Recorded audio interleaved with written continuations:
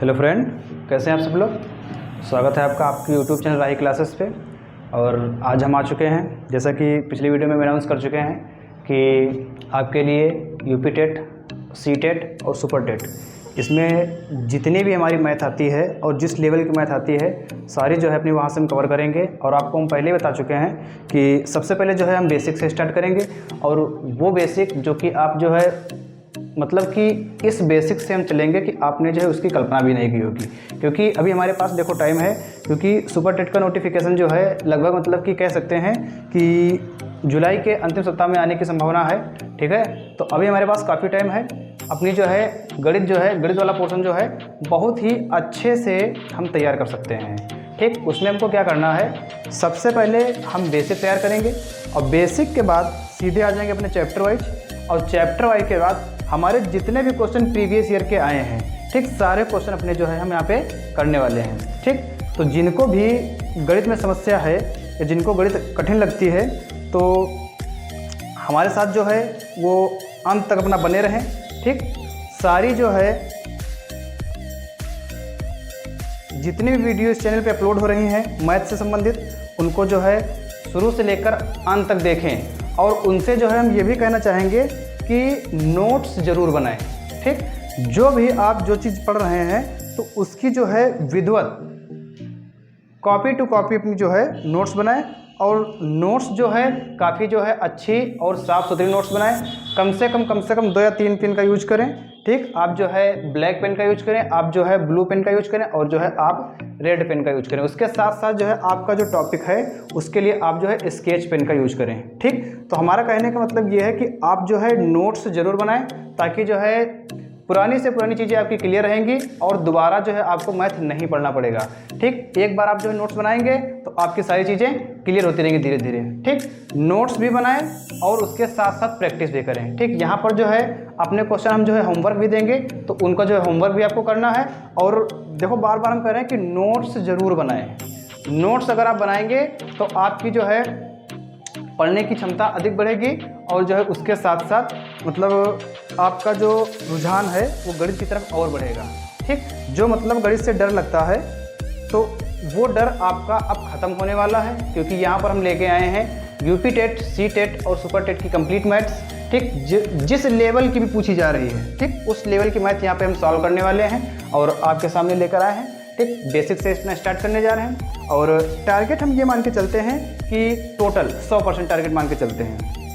ठीक, टारगेट अपना जो है हम 100% मान के चलते हैं कि चाहे उसमें 10 क्वेश्चन आए या फिर 15 क्वेश्चन आए या फिर 30 क्वेश्चन आए, हमको जो है पूरे के पूरे क्वेश्चन अटेम्प्ट करना है और पूरे के पूरे नंबर लाना है। ठीक, टारगेट अपना जो है लेके चलते हैं हम 100%,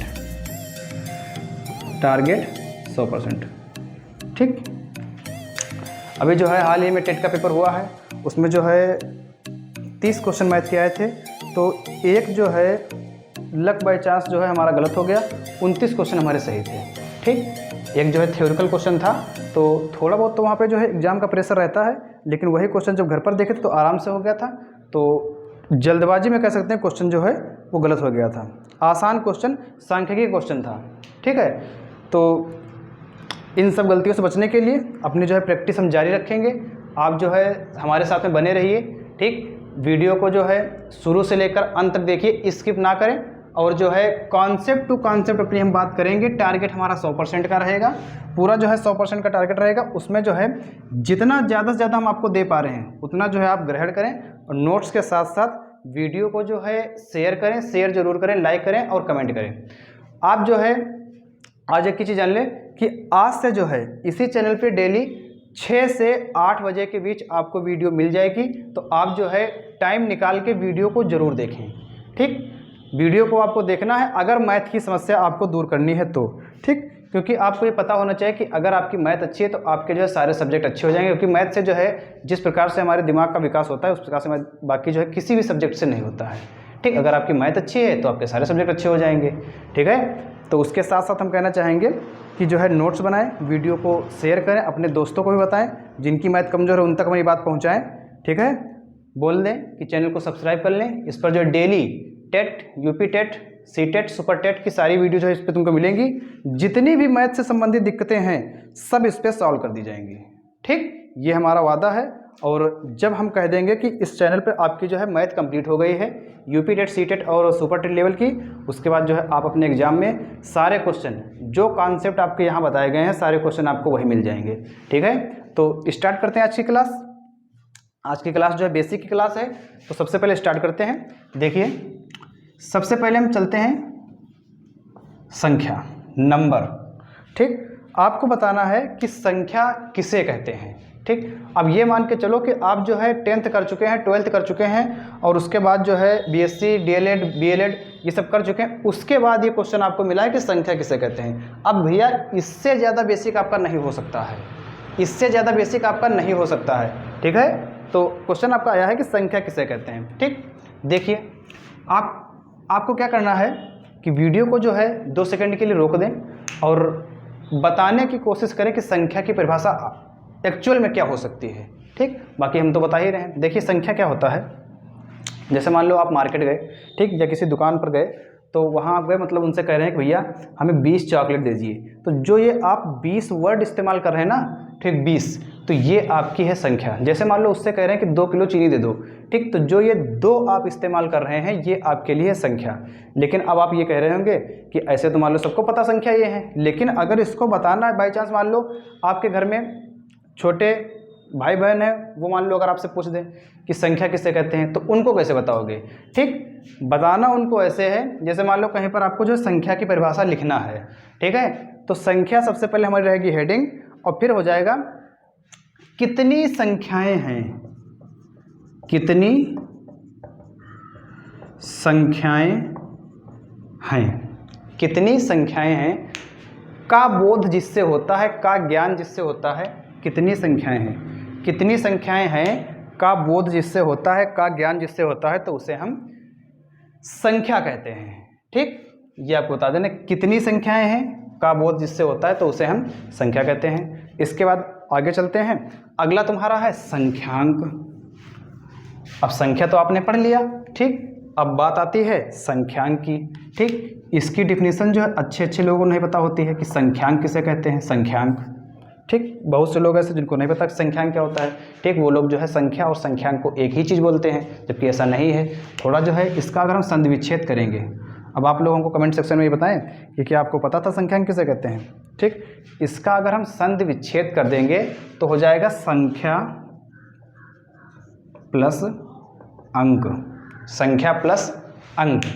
ठीक, मतलब संख्या को प्रयुक्त करने के लिए जिस अंक का हम प्रयोग कर रहे हैं उसे हम संख्यांक कहते हैं। या फिर सीधे सीधे ऐसे कह लीजिए, जो किसी संख्या को लिखना है उसका जो प्रतीक होता है तो उसे हम संख्यांक कहते हैं। ठीक, जो प्रतीक होता है, जैसे मान लो अगर हम बात कर लें, जैसे रोमन अंक की बात कर लें। ठीक, जैसे रोमन अंक की बात करें तो उसमें 1 ये लिखा है, फिर 2, फिर 3, फिर 4, जबकि इनको जो है फर्स्ट, सेकेंड, थर्ड, फोर्थ बोलते हैं। ठीक, ये हमारे जो है रोमन अंक में हमारी गिनती लिखी हुई है, रोमन अंक में। ठीक, जैसे अंतर्राष्ट्रीय पद्धति की बात करें तो 1, 2, 3, 4 ये हमारे अंतर्राष्ट्रीय पद्धति में गिनती लिखी हुई है। ठीक, जैसे मान लो हम अरबी में बात करें तो 1, 2, 3, ये 4। ठीक, ये हमारे जो है अरबी भाषा में लिखी हैं, उर्दू भाषा में हमारी गिनती लिखी हैं। ठीक, तो जो मतलब कि अगर हम ये संख्या दिखा रहे हैं, जिस संकेत की सहायता से हम प्रतीक कर रहे हैं, जो हमारे संकेत हैं। ठीक, जैसे मान लो अगर हम ऐसे लिख दिया तो आप तुरंत बता दोगे कि ये 3 लिखा है। ठीक, 3 कैसे बता दो, क्योंकि ये जो है 3 लिखने का संकेत है, 3 लिखने का एक प्रतीक है। ठीक, तो आप कहेंगे कि 3 लिखा है तो ये आपका क्या हो जाएगा, संख्यांक हो जाएगा। ठीक, ऐसे हमारा ये रोमन अंक है, ये हमारा अंतर्राष्ट्रीय पद्धति है और ये हमारा जो है अरबी भाषा है। ठीक, तो इस हिसाब से हम बता पाएंगे कि जो संख्या के लिखने के लिए जो प्रयुक्त अंक होता है, ठीक, उसके प्रतीक को या उसके संकेत को हम संख्यांक कहते हैं। ठीक, यहाँ तक बात आपकी क्लियर। इसके बाद आगे चलते हैं। अब थोड़ा ये देख लेते हैं कि संख्याओं के प्रकार कितने हैं, संख्याओं के प्रकार कितने हैं। ठीक, संख्याओं के प्रकार, संख्याओं के प्रकार की अगर बात करें तो देखिए ये आपके हैं संख्याएं। ठीक, सबसे पहले अगर हम बात करते हैं तो संख्याओं को जो है हम 2 भागों में बांट सकते हैं। नंबर 1 आपका हो जाएगा वास्तविक संख्याएं, वास्तविक संख्याएं। ठीक, वास्तविक संख्याएं जिनको हम रियल नंबर बोलते हैं, ठीक, वास्तविक संख्या जिनको हम रियल नंबर बोलते हैं। और इसका एक दूसरा भाग हो जाएगा काल्पनिक संख्याएं, काल्पनिक संख्याएं, ठीक, काल्पनिक संख्याएं, काल्पनिक संख्याएं, ठीक। अब यहाँ पर हम वास्तविक संख्याओं को भी दो भागों में बांट सकते हैं। वास्तविक संख्याओं को हम दो भागों में बांट सकते हैं। नंबर एक आपका हो जाएगा परिमेय संख्या, परिमेय संख्या जिसे जो है हम रेशनल नंबर बोलते हैं। दूसरा हो जाएगा अपरिमेय संख्या, अपरिमेय संख्या जिसे हम इर्रेशनल नंबर बोलते हैं, जिसे हम इर्रेशनल नंबर बोलते हैं, ठीक। अभी इनके बारे में भी बता देंगे कि परिमेय क्या होती हैं, अपरिमेय क्या होती हैं, सब हम बता देंगे, ठीक है। इसके बाद हम परिमेय संख्याओं को जो हम तीन भागों में बांट सकते हैं। जो परिमेय संख्याएं हमारी हैं उसको हम तीन भागों में बांट सकते हैं। नंबर एक हमारा हो जाएगा प्राकृतिक संख्या, प्राकृतिक संख्या। फिर नंबर दो हमारा हो जाएगा पूर्ण संख्या। कौन सा हो जाएगा? पूर्ण संख्या। नंबर तीन आपका हो जाएगा पूर्णांक संख्या, ठीक। अब जो है वन बाय वन पर हम बातें करते हैं। मतलब अगर आपको ये सब चीज़ें क्लियर हैं तो आगे जो आपको न्यूमेरिकल लगाने में बहुत ही आसानी हो जाएगी, ठीक। इन पर जो क्वेश्चन बन सकते हैं भी सब आपको हम बताएंगे, ठीक। सबसे पहले आप संख्याएं समझ चुके हैं। नंबर, नंबर किसे कहते हैं आप जो है उनको बहुत अच्छी तरीके से समझ चुके हैं, ठीक। नंबर किसे कहते हैं, ठीक। कितनी संख्याएं हैं का बोध जिससे होता है तो उसे हम संख्याएं कहते हैं, ठीक। इसके बाद आपका लिखा है वास्तविक संख्याएं। अगर वास्तविक संख्या की हम डिफिनीशन लिखना चाहें तो हम ये लिख सकते हैं कि जब किसी समीकरण या प्रश्न को हल करते हैं तो अंत में जो हमारा मान निकल के आता है तो उसे हम वास्तविक संख्या कहते हैं। जब किसी प्रश्न या फिर समीकरण को हल करते हैं तो अंत में जो हमारा मान निकल के आता है तो उसे हम वास्तविक संख्याएं कहते हैं, ठीक। वास्तविक संख्याओं को देखो हमने दो भागों में बांटा है, एक परिमेय संख्या है, एक अपरिमेय संख्या है, ठीक। या फिर आप ऐसे कह सकते हैं कि परिमेय संख्या और अपरिमेय संख्या मिलकर वास्तविक संख्या बनाती हैं, ठीक। परिमेय संख्या और अपरिमेय संख्या मिलकर वास्तविक संख्या बनाती हैं, ठीक। अब जैसे वास्तविक संख्या कौन कौन सी होती हैं? जैसे 1 हो गई, 3 हो गई, 7 हो गई, 9 हो गई, तो ये सब हमारी कौन सी संख्याएं हैं? ये सब हमारी वास्तविक संख्याएं हैं, ठीक। तो परिभाषा इसकी क्या हो जाएगी कि जब हम किसी प्रश्न या समीकरण को हल करते हैं तो अंत में जो हमारा मान निकल के आता है तो उसे हम वास्तविक संख्या कहते हैं, ठीक। इसके बाद आगे चलते हैं आपकी परिमेय संख्या, ठीक। परिमेय संख्या के बारे में जानकारी ले लीजिए आप। क्या होता है परिमेय संख्या? इनको बोलते हैं रेशनल नंबर, ठीक। रेशनल नंबर, ठीक। यहाँ पर क्या होता है देखो, आपने भिन्न जो है पढ़ा होगा, फ्रैक्शन, भिन्न आपने जो है पढ़ा होगा फ्रैक्शन, ठीक। क्या होता है? न्यूमरेटर अपॉन डिनोमिनेटर, अंश बटे हर, अंश बटे हर, न्यूमरेटर अपॉन डिनोमिनेटर, ठीक। तो यहाँ पर अंश बटे हर भी हम कह सकते हैं। मान लो हमारा अंश में दिया है p और हर में दिया है q, अंश में दिया है p और हर में दिया है q, तो हम यहाँ पे ये कह सकते हैं कि यदि किसी संख्या को जो बोलते जाए ना, आप जो इनकी नोट्स बनाते जाइएगा, यदि हम किसी संख्या को p बटे q के रूप में लिख सकते हैं तो उसे हम परिमेय संख्या कहते हैं। यदि हम किसी संख्या को p बटे q के रूप में लिख सकते हैं तो उसे हम परिमेय संख्या कहते हैं। बस यहाँ पर ये ध्यान रखना है आपको कि q जो है आपका 0 के बराबर नहीं होना चाहिए, q जो है 0 के बराबर नहीं होना चाहिए, ठीक। इतनी बात आपको यहाँ पर ध्यान रखना है, q जो है 0 के बराबर ना हो, और यहाँ पर p q जो है आपके वो पूर्णांक हैं, ठीक। अभी पूर्णांक क्या होते हैं उस पर भी हम बात करेंगे। p और q आपके क्या हैं? वो पूर्णांक हैं, ठीक। q आपका जो है 0 के बराबर ना हो और p q आपके पूर्णांक हैं। यहाँ पर एक शर्त आपकी और आ जाती है कि p q के बीच उभयनिष्ठ गुणनखंड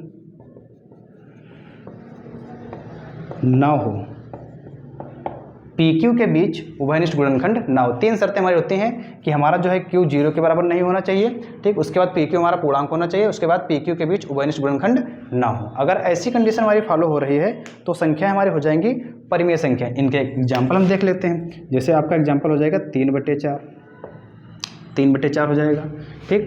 5/6, 7/8, ठीक। उसके बाद 8, ये भी हमारी परिमेय संख्या है क्योंकि इसके नीचे हम 1 मान सकते हैं, ठीक। तो देखो p बटे q हो जाएगा, ठीक। 7/10, ये भी हमारी परिमेय संख्या है, क्योंकि ऊपर वाला भाग हमारा p है, नीचे वाला q है, तो p बटे q हो जाएगा, परिमेय संख्या हो जाएगी। ठीक, उसके बाद जो है मान सकते हैं, देखिए एक यहाँ पर जो क्वेश्चन बार बार आपका पूछा जाता है वो ये होता है, देखो पाई का मान होता है 22/7। यहाँ पर आप ये ध्यान रखें कि पाई जो है हमारी अपरिमेय संख्या है और 22/7 हमारी परिमेय संख्या है। ये क्वेश्चन आपका जो है बार बार पूछा गया है, कम से कम 10 साल के एग्जाम में कम से कम 7 बार पूछा गया है कि पाई कैसी है, अपरिमेय संख्या है, 22/7 परिमेय संख्या है। क्योंकि यहाँ पर होता क्या है, देखो 22/7 को तो हम मान लो p बटे q के रूप में तो लिख देते हैं, और जिसे हम p बटे q के रूप में लिख देते हैं वो हमारी परिमेय संख्या हो जाती है। ठीक है, लेकिन पाई की बात आती है तो पाई का देखो भैया एक मान होता है 3.14। कितना होता है? 3.14 ... ठीक, वो होता है। अब यहाँ पर देखो कि दशमलव के बाद हमारे अंक रुक नहीं रहे हैं, मतलब हमको ये नहीं मालूम है कि दशमलव के बाद हमारे अंक कहाँ तक जाएंगे, कितने अंकों तक जाएंगे। ठीक, तो उस कंडीशन में क्या हो जाता है कि वहाँ पर हमारी ये मान हो जाएगा अपरिमेय। तो आप सीधी सी बात है, ये ध्यान रखना कि पाई आपकी जो है अपरिमेय है और 22/7 आपकी परिमेय है। ठीक है, इतना आपको ध्यान रखना है। तो ये आपको हमने एग्जाम्पल बता दिए, ये सब परिमेय संख्या के आपके एग्जाम्पल हैं। और उसके बाद जैसे मान लो और एग्जाम्पल की बात करें, 22/7 आपका परिमेय है, जैसे लिखा है √16। तो √16 का जब आप वर्गमूल निकालेंगे तो आ जाएगा 4। ठीक, 4 के नीचे हम 1 मान सकते हैं, कोई दिक्कत नहीं होगी हमें। ठीक, तो ये अंश बटे हर है, ये हमारी परिमेय संख्या है। ठीक, √9 लिखा है तो ये 3/1 हो जाएगा, ये हमारी परिमेय संख्या है। ठीक, √25 लिखा है तो ये 5 निकल के आ जाएगा, 5/1 हो जाएगा, ये हमारी परिमेय संख्या है। ठीक है, तो इस हिसाब से आप जो अपना ध्यान रखें, तो ये आपका होता है परिमेय संख्या। ठीक है, जिसे हम p बटे q के रूप में लिख सकते हैं उसे हम परिमेय संख्या कहते हैं। आगे चलते हैं अपरिमेय संख्या पर। अपरिमेय संख्या पर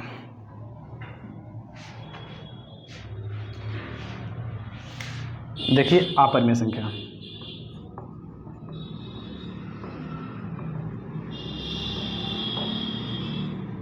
अपरिमेय संख्या। ठीक, यहाँ पर ज़्यादा कोई खास बात ऐसी नहीं है, सीधे से ये कह सकते हैं कि जो संख्याएं या जिन संख्याओं को हम p बटे q के रूप में नहीं लिख सकते हैं तो उन्हें हम अपरिमेय संख्या कहते हैं। जिन संख्याओं को हम p बटे q के रूप में नहीं लिख सकते हैं उन्हें हम अपरिमेय संख्याएं कहते हैं। जैसे आपका हो जाएगा √2। अभी √2 का अगर आप मान निकालेंगे तो आपको ये नहीं क्लियर हो पाएगा कि ये दशमलव के कितने अंक तक हो जाएगा। ठीक, अगर हमको ये नहीं क्लियर है कि दशमलव के कितने अंकों तक जा रहा है तो हम ये नहीं डिसाइड कर सकते कि इसे कि हम p बटे q के रूप में लिख सकते हैं। अगर हमको ये नहीं क्लियर है कि दशमलव के कितने अंकों तक इसका मान जा रहा है तो उसको जो है हम p बटे q के रूप में भी नहीं लिख सकते हैं। और अगर हम p बटे q के रूप में नहीं लिख सकते तो संख्या हमारी क्या हो जाएगी? अपरिमेय हो जाएगी। ठीक, जैसे कह सकते हैं कि √3 हमारी अपरिमेय संख्या है। ठीक, क्योंकि अगर इसका हम मान निकालेंगे तो हमको ये नहीं पता कि दशमलव के कितने अंक तक जाएगा। अगर ये नहीं पता है तो p बटे q के रूप में हम नहीं लिख सकते हैं। अगर p बटे q के रूप में नहीं लिख सकते हैं तो अपरिमेय संख्या हो जाएगी। ठीक, जैसे एग्जांपल लेते हैं 3.145 ... ठीक, तो यहाँ पर क्या हो जाएगा? यहाँ पर देखो इनका जो है दशमलव प्रसार अशांत है। अशांत मतलब आपको जो है ये नहीं पता है कि दशमलव के कितने अंकों के बाद हमारा ये मान रुक रहा है। ठीक, तो यहाँ पर जो है आप तो अशांत हो जाएगा।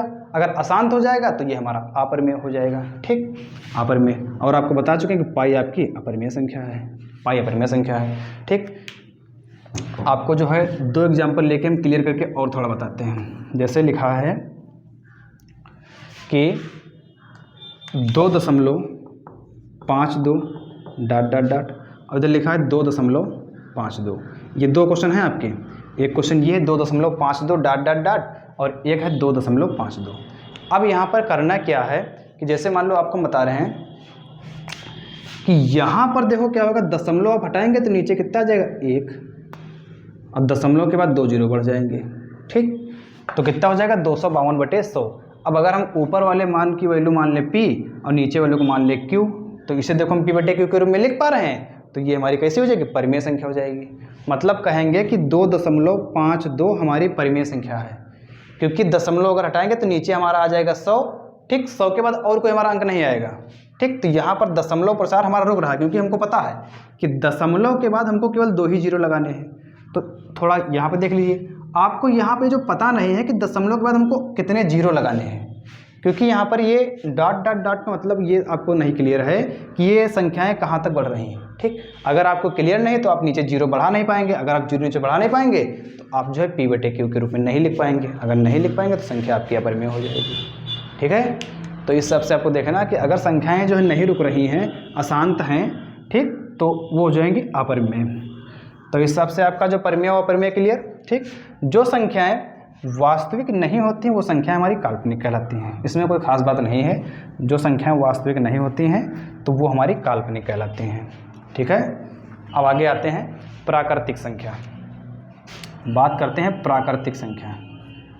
ठीक, प्राकृतिक संख्या, प्राकृतिक संख्या को बोलते हैं नेचुरल नंबर। क्या बोलते हैं भैया? प्राकृतिक संख्या को बोलते हैं नेचुरल नंबर। ठीक, नेचुरल नंबर। तो इनकी परिभाषा क्या होती है? देखो, प्राकृतिक संख्याएं वे संख्याएं होती हैं जिनको हम गिन सकते हैं, जिन्हें हम गिन सकते हैं प्राकृतिक संख्याएं कहलाती हैं।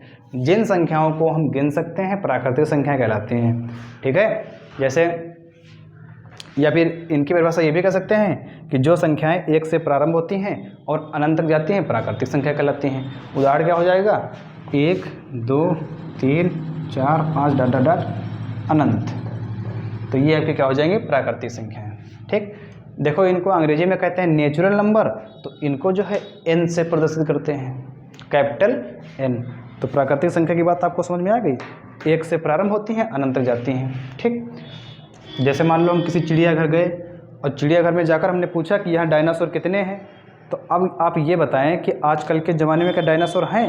नहीं है, मतलब डायनासोर जीरो हैं। ठीक, तो डायनासोर जीरो हैं। अगर डायनासोर जीरो हैं तो क्या डायनासोर को हम गिन सकते हैं? डायनासोर को हम गिन सकते हैं? नहीं गिन सकते क्योंकि जीरो हैं। तो ठीक, तो यहाँ से आपकी बात क्लियर हो जाएगी कि जीरो हमारी प्राकृतिक संख्या नहीं है। ठीक, जीरो हमारी प्राकृतिक संख्या नहीं है। इसके बाद आते हैं पूर्ण संख्या। पूर्ण संख्या आपकी क्या होती है कि अगर प्राकृतिक संख्या में हम जीरो ऐड कर दें, जीरो प्लस प्राकृतिक संख्या, तो ये हमारी क्या हो जाएगी? पूर्ण संख्या। देखो 0, 1, 2, 3, 4 डॉट डॉट डॉट अनंत। ठीक, ध्यान रखना इस बात का कि अगर हम जो है प्राकृतिक संख्या में जीरो ऐड कर दें तो वो हमारी हो जाएंगी पूर्ण संख्या। ठीक, अब यहाँ से जो है कह सकते हैं कि जो संख्याएं जीरो से प्रारंभ होती हैं और अनंत तक जाती हैं पूर्ण संख्या कहलाती हैं, और जो संख्याएं एक से प्रारंभ होती हैं अनंत तक जाती हैं प्राकृतिक संख्या कहलाती हैं। ठीक, अब आपका जो है होमवर्क है। होमवर्क आपका ये है, 2 क्वेश्चन आपको हम दे रहे हैं और उन पर जो है आपको सत्य या असत्य लिखना है। ठीक, आपको ये बताना है कि कौन सा क्वेश्चन हमारा सत्य है और कौन सा क्वेश्चन हमारा असत्य है। ठीक है, तो सबसे पहला क्वेश्चन आपको लिख रहे हैं नंबर 1, क्या सभी प्राकृतिक संख्या पूर्ण संख्या होती हैं? क्या सभी प्राकृतिक संख्या पूर्ण संख्या होती हैं? आपको बताना है ये सत्य है या फिर असत्य है। ठीक, दूसरा क्वेश्चन आपका ये है, ये क्वेश्चन आपके जो नोट्स में होना चाहिए, क्या सभी पूर्ण संख्या प्राकृतिक संख्या होती है? ये आपके 2 क्वेश्चन होमवर्क आपको करना है। ठीक, अगर बाई चांस अगर तुमको समझने में दिक्कत है तो इनको जो है कमेंट बॉक्स में हमको तुरंत क्लियर करें, हम वहाँ से आपको क्लियर कर देंगे क्वेश्चन ये। ठीक है, ठीक, क्या सभी प्राकृतिक संख्या पूर्ण संख्या होती हैं? दूसरा क्वेश्चन है क्या सभी पूर्ण संख्या प्राकृतिक संख्या होती हैं? ठीक, दोनों क्वेश्चन आपको जो है करने हैं। ठीक, ये आपका जो होमवर्क है। ठीक है, इसके बाद आगे चलते हैं पूर्णांक। पूर्णांक, आप जो है प्राकृतिक संख्या समझ चुके हैं और आप जो है पूर्णांक समझ चुके हैं। ठीक, इसके बाद चलते हैं पूर्णांक पे। आप प्राकृतिक संख्या समझ चुके हैं, आप पूर्ण संख्या समझ चुके हैं। अब आ जाते हैं पूर्णांक पे। पूर्णांक देखिए क्या होता है, जब आप छोटी क्लास में पढ़ते थे 6, 7, 8 में, तो आपको जो है एक संख्या रेखा मिली होगी, संख्या रेखा। उसमें क्या होता था कि बीच में हमारा होता था 0, आगे बढ़ेंगे तो 1, 2, 3, 4, 5, 6, इधर आएंगे तो -1, -2, -3। ठीक, -4 -5। संख्या रेखा पर क्या होता था कि अगर हम जीरो के दाहिनी तरफ बढ़ेंगे, जीरो के दाहिनी तरफ, तो संख्याएं हमारी होंगी प्लस में, और अगर जीरो के हम बाईं तरफ आएंगे तो संख्याएं हमारी हो जाएंगी माइनस में। ठीक, तो जितनी संख्याएं हमारी प्लस में होती हैं उतनी संख्याएं हमारी माइनस में भी होती हैं। ठीक, और बीच में हमारा क्या होता है, जीरो। तो जितनी भी संख्याएं हैं वो सारी हमारी कहलाती हैं पूर्णांक। जितनी हमारी धनात्मक संख्याएं हैं उतनी ही हमारी ऋणात्मक संख्या, तो सारी संख्या हमारी क्या कहलाती हैं, पूर्णांक कहलाती हैं। ठीक, जीरो को हम कह सकते हैं कि जीरो हमारा जो है एक उदासीन संख्या है। जीरो हमारा जो है एक उदासीन संख्या, ये परिमेय संख्या के अंतर्गत आता है। जीरो जो है ये परिमेय संख्या के अंतर्गत आता है। ठीक, तो यहाँ से हम कह सकते हैं कि जितनी संख्या हमारी प्लस में है उतनी संख्या हमारी माइनस में होती हैं। ठीक, तो वो हमारे क्या कहलाती हैं, पूर्णांक संख्या कहलाती हैं। क्या कहलाती हैं, पूर्णांक संख्या कहलाती हैं। ठीक, देखिए इधर अगर हम आगे तक जाएंगे तो प्लस इनफाइनाइट तक जाएंगे, प्लस अनंत तक, और इधर आएंगे तो माइनस अनंत तक आएंगे। तो माइनस अनंत से लेकर प्लस अनंत तक जितनी संख्या हमारी हैं सब हमारी क्या कहलाती हैं, पूर्णांक संख्या कहलाती हैं। ठीक है, इसके बाद आगे चलते हैं। अगर हम जीरो के दाहिनी साइड बढ़ेंगे, जीरो के दाहिने साइड, तो वो हो जाएगा हमारा धनात्मक पूर्णांक। अगर जीरो के बाएं साइड आएंगे तो हमारा हो जाएगा ऋणात्मक पूर्णांक। बात समझ में आई भैया? तो पूर्णांक हमारे दो प्रकार के होते हैं, नंबर एक धनात्मक पूर्णांक, नंबर दो ऋणात्मक पूर्णांक। जीरो को हम कह सकते हैं कि ये हमारा एक उदासीन नंबर है। जीरो को कह सकते हैं कि ये हमारा एक उदासीन नंबर है। इसके बाद बात करते हैं सम संख्या या फिर विषम संख्या। ठीक, देखिए सम संख्या एक तरफ हमारा है सम संख्या, एक तरफ हमारा है विषम संख्या। विषम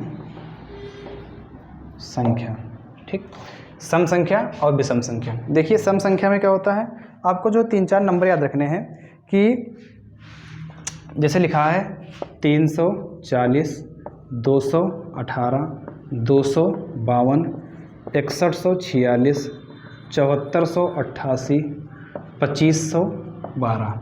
इधर लिख देते हैं 300, 3145, फिर 607, फिर 319, फिर 1897, फिर 2195, फिर 2201। ये हमारी संख्याएं लिखी हैं।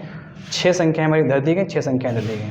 ठीक, आपको पता होना चाहिए कि जितनी भी संख्याएं लिखी होती हैं, देखो उसमें क्या होता है, इकाई, दहाई, सैकड़ा, इकाई, दहाई, सैकड़ा, इकाई, दहाई, सैकड़ा, इकाई, दहाई, सैकड़ा, हजार। ठीक, ऐसे चलता है। ठीक, तो आपको ये बता दें कि जिन संख्याओं के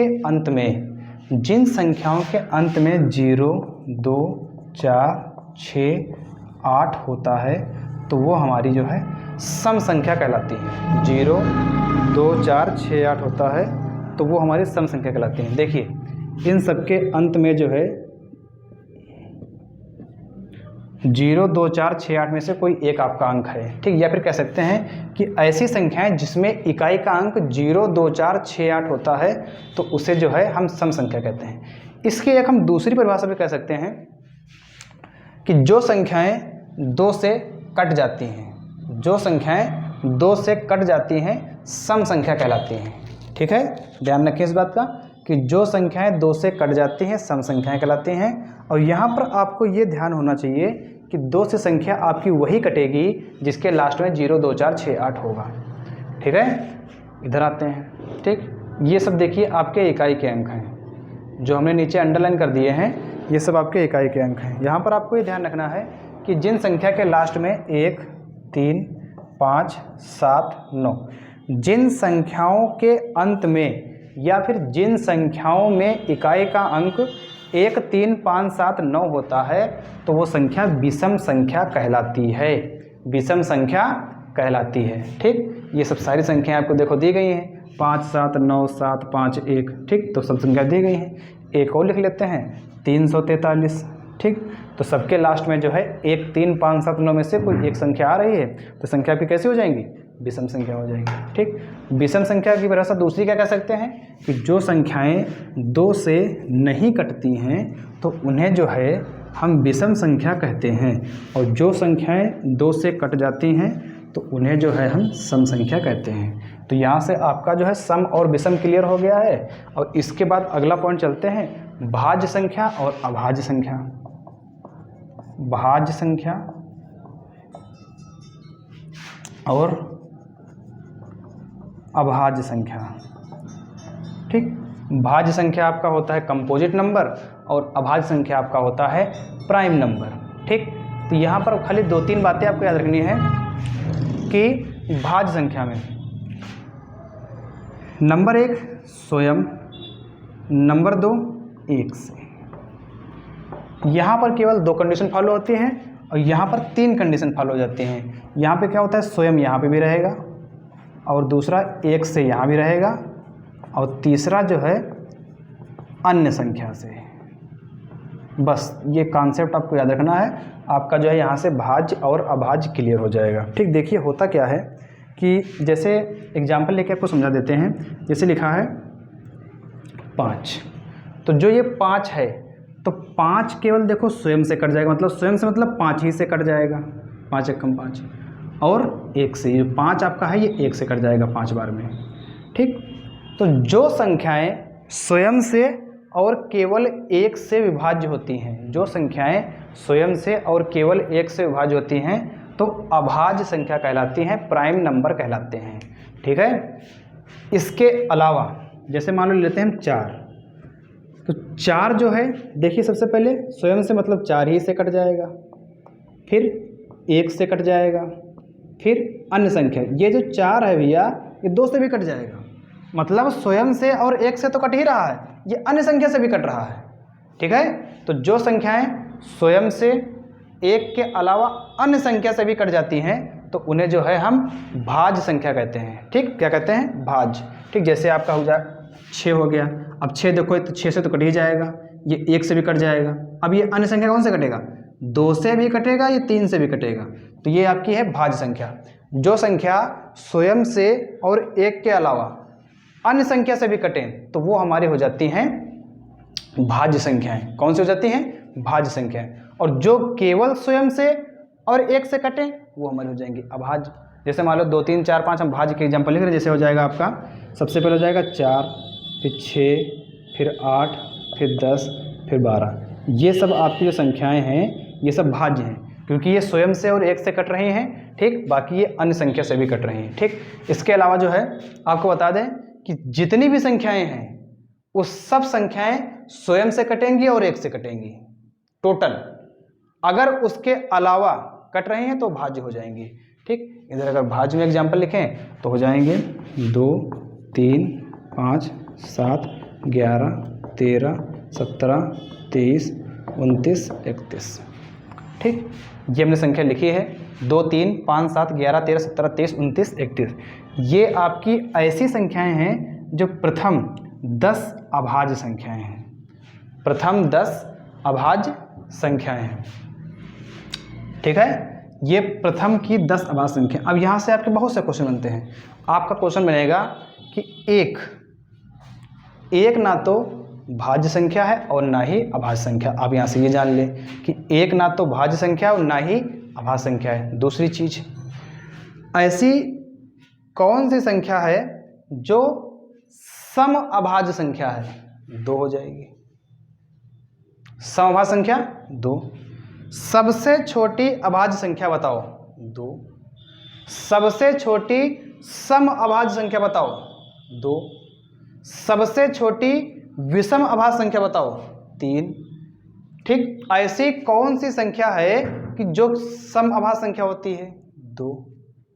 ठीक, और आपकी क्रमागत जो है 10 संख्याएं लिखी हैं। आपका होमवर्क ये है कि आपको जो है 1 से लेकर 100 तक, HW है भी आपका होमवर्क ये है कि 1 से लेकर 100 तक अभाज्य संख्या लिखना है कि कौन कौन सी होती हैं, कौन कौन सी होती हैं और कितनी होती हैं।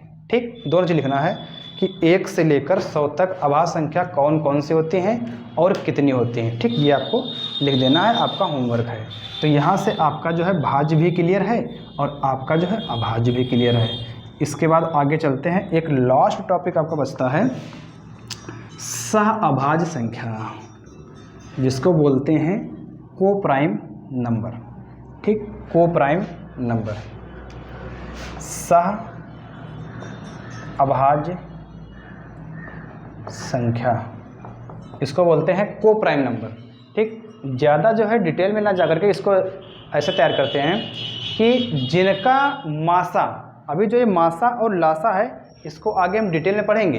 ठीक, जिनका मासा एक होता है, समझ रहे हैं आप, जिनका मासा एक होता है, ठीक, तो उसे हम कहते हैं सह अभाज्य संख्या। जैसे मान लो हमने दो संख्याएं ले ली 3 और 4, ठीक, 3 और 4, तो हमने देखो 3 के गुणनखंड करे तो कौन कौन से हो जाएंगे, 3 और 1, 3 एकम 3। फिर हमने 4 के गुणनखंड करे, 4 गुणे 1, 4 एकम 4। तो अब देखो दोनों संख्याओं में ऐसी कौन सी संख्या है जो दोनों में उभयनिष्ठ है, दोनों में कॉमन है, दोनों में मिल रही है, तो आप कहेंगे कि 1। तो जो संख्या, अगर आपके पास दो संख्या है दोनों में अगर 3 है, तीनों में जो संख्या दोनों में आपकी जो है उभयनिष्ठ है या मिल रही है तो वो आपकी हो जाएगी मासा। ठीक, यहाँ पर मासा कितना हो जाएगा, मासा 1, कितना हो जाएगा मासा 1। जो दोनों में मिल रही है उसको एक बार हम लिख लेंगे। ठीक, तो ऐसी संख्याएं जिनका मासा 1 होता है सह अभाज्य संख्या कहते हैं। जैसे आप कहेंगे कि 9 और 16, ये क्वेश्चन हो गया, 9 और 16। तो अगर 9 के हम गुणनखंड करेंगे तो 3 गुणे 1 ये हो जाएगा, 3 गुणे 1। अगर 16 के करेंगे तो कितना हो जाएगा, 2 गुणे 2 गुणे 2 गुणे 2 दूनी 4 दूनी 8 दूनी 16 कम 16। ठीक, अब आप 9 और 16 में देखकर ये बताएंगे कि कौन सी ऐसी संख्या है जो दोनों में कॉमन है। ठीक, तो आप बताएंगे कि 1 कॉमन है, 1 जो है हमारा दोनों में आ रहा है, तो 9 और 16 आपस में सह अभाज्य संख्या हो जाएंगी। ठीक, तो यहाँ तक हमारी बात आपको समझ में आई कि जिनका मासा जो है 1 होता है, ठीक, तो उन्हें जो है हम सह अभाज्य संख्या कहते हैं। तो आज के लिए जो है बस इतना ही रखते हैं। आज के जो है वीडियो में आपने जो है संख्याओं के बारे में सीखा, संख्याओं के बारे में सीखा, उसके बाद आपने सीखा कि वास्तविक संख्याएं क्या होती हैं, काल्पनिक संख्याएं क्या होती हैं, परिमेय संख्या क्या होती हैं, अपरिमेय संख्या क्या होती हैं, प्राकृतिक संख्या क्या होती हैं, पूर्ण संख्या क्या होती हैं, ठीक है, पूर्णांक क्या होते हैं, धनात्मक पूर्णांक क्या होते हैं, ऋणात्मक पूर्णांक क्या होते हैं, ठीक है। और उसके बाद आपने सीखा कि सम संख्या क्या है, विषम संख्या क्या है, भाज्य संख्या क्या है और अभाज्य संख्या क्या है। फिर उसके बाद आपने सीखा कि सह अभाज्य संख्या क्या है। ठीक है, तो इतना जो है आज की वीडियो आपने जानकारी ली है। ठीक, आपसे जो है निवेदन है कि आप जो है नोट्स ज़रूर बनाएं। ठीक, वीडियो को जो है आप लाइक करें और शेयर करें, लोगों तक पहुंचाएं। आज से जो है आपकी ये क्लास स्टार्ट हो चुकी है पर डे। ठीक, पर डे जो है 6 से 8 बजे के बीच में आपको जो है हमारे इसी चैनल पे आपको डेली एक मैथ की वीडियो मिल जाएगी। और इस चैनल पर जो है हम आपके यूपी टेट, सी टेट और सुपर टेट के सारे मैथ की प्रॉब्लम, जितनी भी मैथ की प्रॉब्लम है सारी हम सॉल्व करने वाले हैं। ठीक, जो कमज़ोर से कमज़ोर बच्चा है यहाँ पे इस चैनल से जुड़ करके अपनी मैथ को जो है सही कर सकता है और मैथ में पूरे नंबर अपना ला सकता है। अगर 15 क्वेश्चन है तो 15 सही करके आएगा, अगर 30 क्वेश्चन है 30 सही करके आएगा। ठीक, अभी आप ये नहीं कह पाएंगे क्योंकि अभी जो है आपकी मैथ वीक है।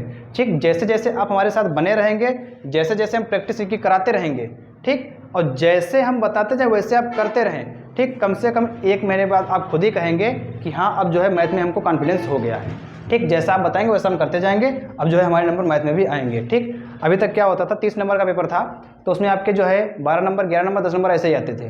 ठीक, तो अब जो है आप ये भूल जाओ, बस जो है जैसे जैसे बताते रहो वैसे आप करते रहो। आज की वीडियो में जितना आपने सीखा है उसमें जहाँ पर कहीं पर आपको कोई दिक्कत जाए तो तुरंत जो है आप कमेंट सेक्शन में बताएँ।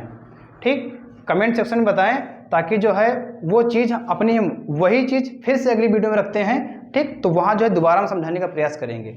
उसके बावजूद अगर कोई दिक्कत जा रही है तो पर्सनल आपको जो है बता दिया जाएगा। ठीक है, तो यहाँ तक आप ध्यान रखें। वीडियो जो है आपको मंडे टू सैटरडे कंटिन्यू मिलती रहेंगी, संडे को छुट्टी रहेगी। ठीक, संडे को जो है अपना कुछ नया देखेंगे, बाकी जो है सोमवार से लेकर शनिवार तक आपको वीडियो कंटिन्यू मिलती रहेंगी। ठीक है, तो वीडियो को जो है लाइक ज़रूर करें, शेयर करें, लोगों तक पहुंचाएं, अपने दोस्तों को बताएं, जिनकी मैथ कमज़ोर है उनको बताएं। ठीक, तो आज की वीडियो के लिए बस इतना ही। थैंक यू, धन्यवाद।